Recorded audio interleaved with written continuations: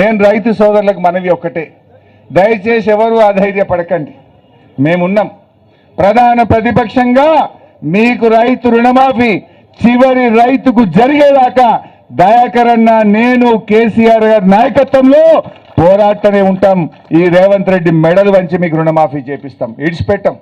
యాడికి పోతే అడ్డం పడతాం, ఎక్కడ పోతే అక్కడ నిలదీస్తాం. రైతులకు నువ్వు ఇచ్చిన మాట ప్రకారంగా ఇస్తావా ఇయ్యవా అని అడుగుతాం. అవసరమైతే దసరా పండుగ వెళ్ళినాక ఢిల్లీకి పోయి రాహుల్ గాంధీ ఇంటి ముందు కూడా ధర్నా చేస్తాం. ఏమయ్యా రాహుల్ గాంధీ, వరంగల్ డిక్లరేషన్ లో బాగా మాట్లాడినావు, మాట ఇచ్చినావు, మొదటి రోజే సంతకం అన్నావు.